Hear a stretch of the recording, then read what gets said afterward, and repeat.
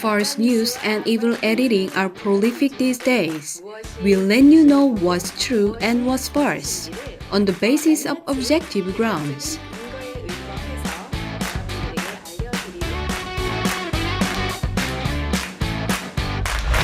Hello everyone. Hello.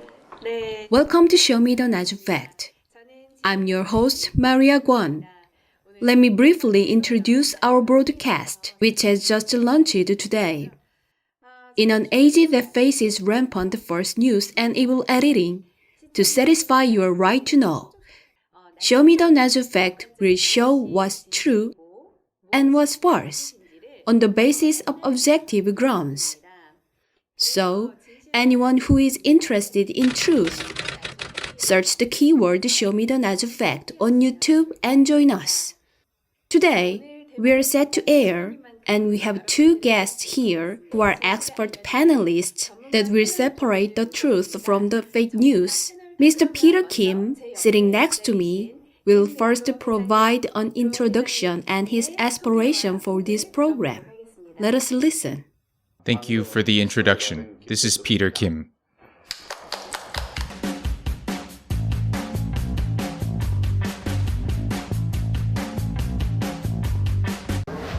Let me tell you why I came and began to volunteer to the Blessed Mother's House of Naju.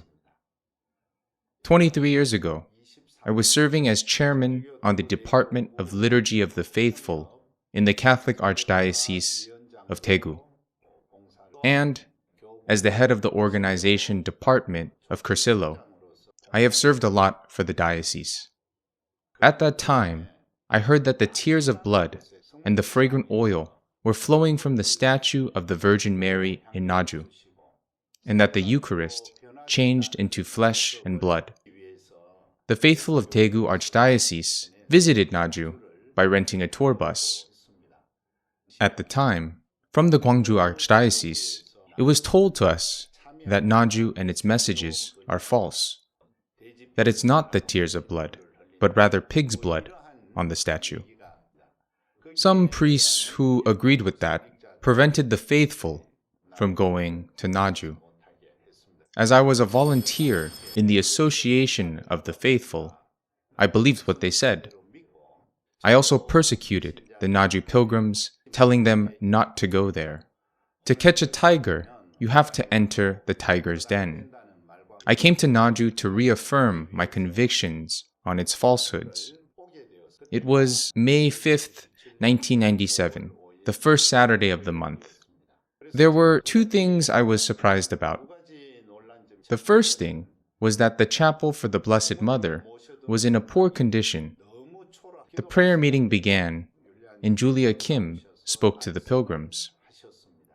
Until then, I had heard many lectures and homilies from many well-known lecturers and priests. But when I heard the testimony of Julia Kim, I thought, oh, this is it. This is the living word. That's why the faithful are coming here. Later, I decided to visit again with my wife. 3 days later, during the Holy Hour on Thursday, at around 3 a.m., I was praying before the big picture of the Blessed Mother's shedding tears of blood. At that moment, I witnessed the tears of blood shedding from the image of the Virgin Mary. I was so surprised that I began crying many tears. She is shedding tears of blood because I've been living wrong. I thought I lived well, but my life was full of arrogance and sins. The Blessed Mother made me realize it. When I looked back at her, after crying for a long time, I felt that she was looking at me with sympathy. So I told her, if you want, I'll do your work. I was amazed when I made this promise. We have to keep our promises to people. How can I keep this promise to the Blessed Mother? I was frightened and fearful. For the first time in my life, I truly repented. For over the past 23 years since then, I've been working here with gratitude for the messages given to us through Julia Kim and all the signs earned by the redemptive suffering of Julia Kim, and I give thanks that the Blessed Mother has chosen me.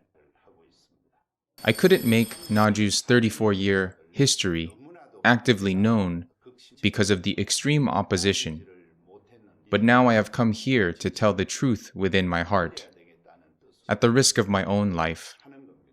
So, if you watch this broadcast series, it will be a definite help to your faith life. Yes, while listening to him, I'm reminded of Saint Paul the Apostle. Next, let us invite Sister Michaela. Hello, my name is Michaela Kim Ji-eun.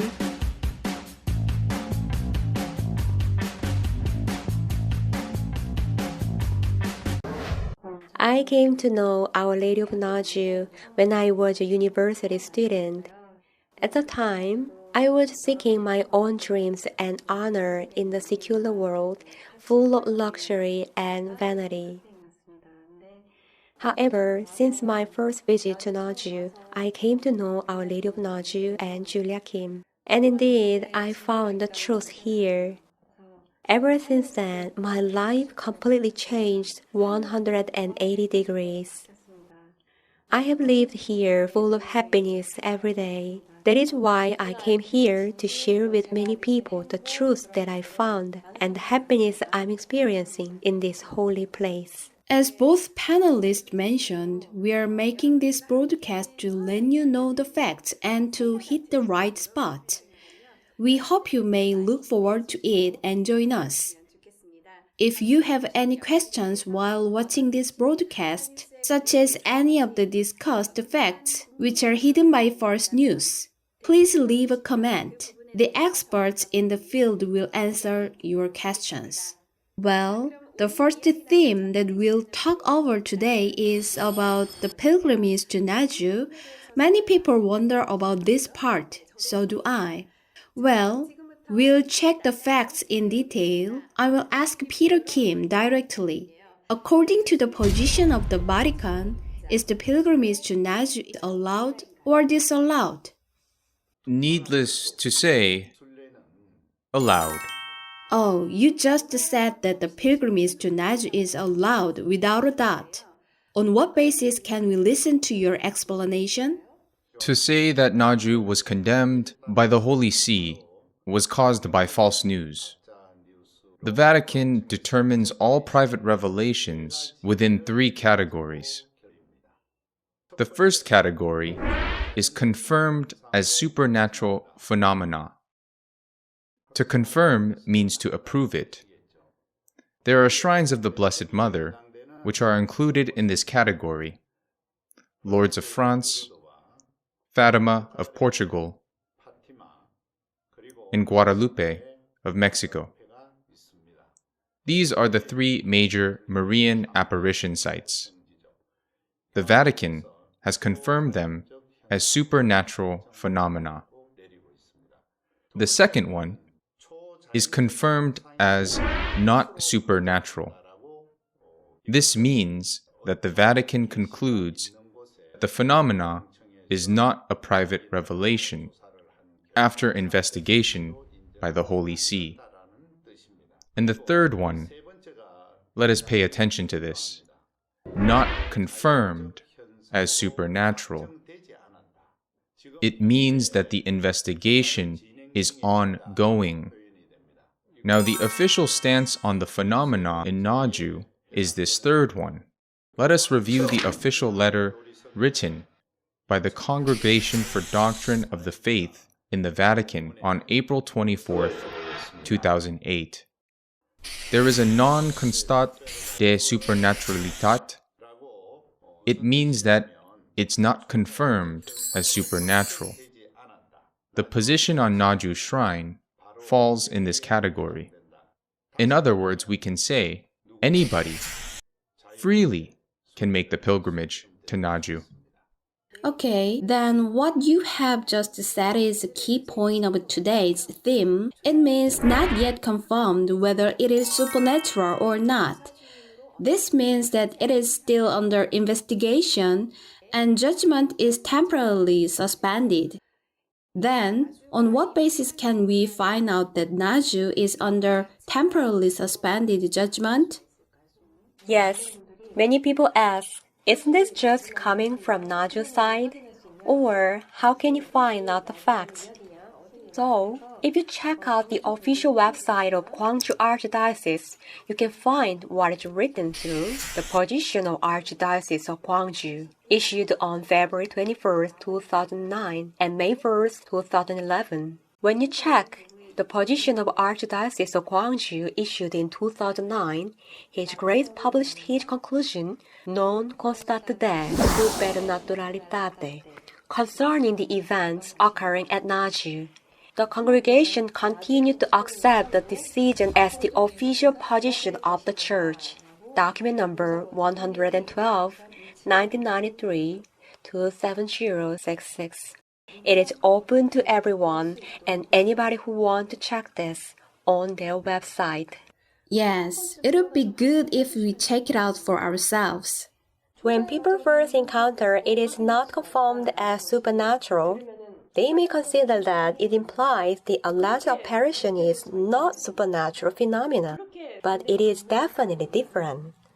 Non in Latin means no in English. The meaning varies by the location of where non appears.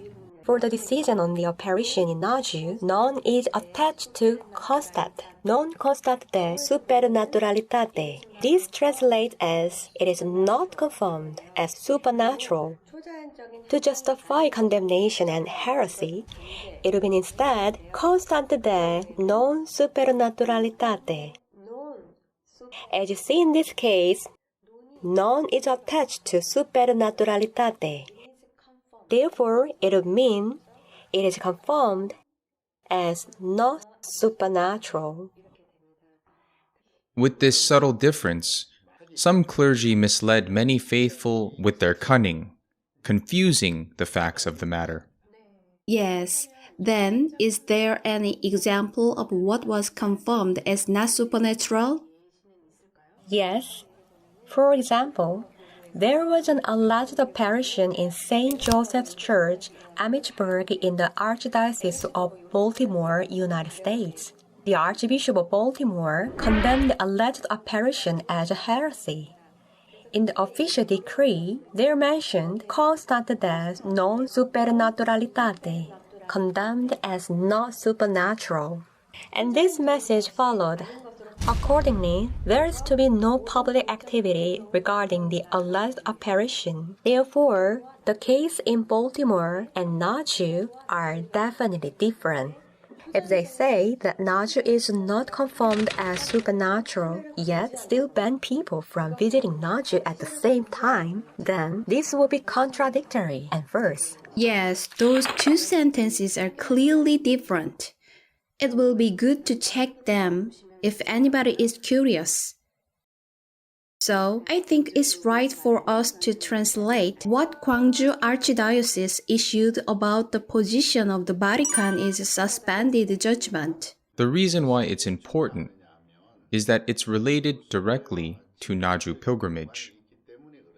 With the statement of not confirmed as supernatural, the Gwangju Archdiocese cunningly made people think as if Naju was banned. Even though many people may have been preparing a pilgrimage to Naju as they want to pray here to the Blessed Mother, it's really heartbreaking that many lay people and clergy do not come to Naju because of the word of Gwangju Archdiocese. We hope our faithful know about this clearly, and we'd like to say once again, Naju is the place that anybody can make a pilgrimage and pray freely. Archbishop Andrew Tre, who issued the second and third declaration on Naju, also mentioned it on the air of PBC broadcast. Miracles of Naju have not been confirmed, but we don't mean it is not a miracle. We can say it is under suspended judgment. That is, Archbishop Tre himself spoke about Naju non constat de supernaturalitate. Has he appeared in the PBC broadcasting? Yes, that is right. Do you happen to have a footage for it? Then, let us listen to that broadcast together for the right to know. 최창호 대주교 연결해서 얘기를 직접 들어보겠습니다. 저희가 유보하고 있는 것은 교회 측에서는 기적으로 인정하기에는 미비한 점이 많아서 네네. 기적이라고 인정할 수 없다지 기적이 아니라고까지는 안 했습니다. 네네. 그냥 유보 상태라고 이렇게 보시면 좋겠고 네네. 교회가 단죄하지를 않았거든요. 네네. Oh, he really appeared in the broadcasting and mentioned exactly what you said. Yes, he also visited the Blessed Mother's Chapel and the Blessed Mother's Mountain. Yes, right. He came to the chapel and looked around carefully. I saw him looking at the photo of the Eucharistic miracle meaningfully for a long time. Dr. Joachim Neverable's Vatican Press Office spokesman noted, "You cannot say people cannot go there until it has been proven false. This has not been said, so anyone can go if they want." Before a final judgment is confirmed, to decide whether it is true or false, we need to observe the fruits. However, if pilgrimages are banned, how can you observe the fruits from it?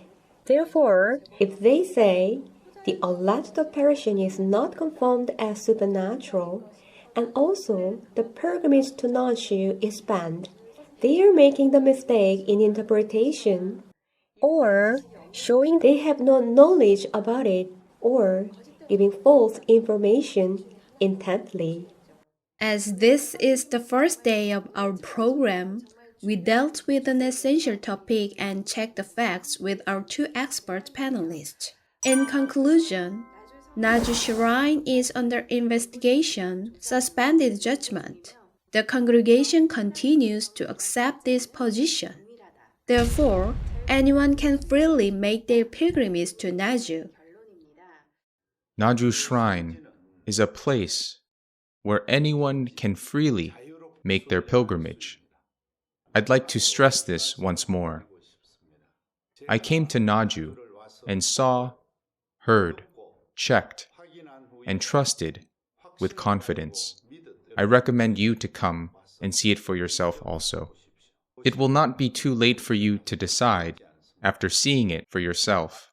Please ask yourself whether you are doing the right thing or if you have understood something incorrectly and are doing the persecution. I sincerely ask you to check it for yourself once again. Yes, in your words just before, the part anyone freely touches me a lot. We checked the facts together today, including the evidence in both original and reputable translations. Today, I realized this important fact has been buried by so much false news, and many people lost the opportunity to make the pilgrimage to Naju. So, I'm so sorry for that. There are many damages coming from false news in our society these days. I wish that in the society and the church, the truth to be known as it really is.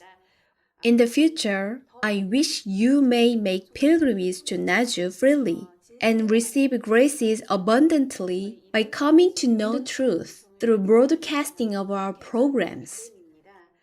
I really appreciate the both of your great works today. We'll be with you again with another theme next time. Please look forward to it. Show me the Naju Fact. Like, Subscribe. Comment. please don't forget. See you next time. Goodbye. Thank you.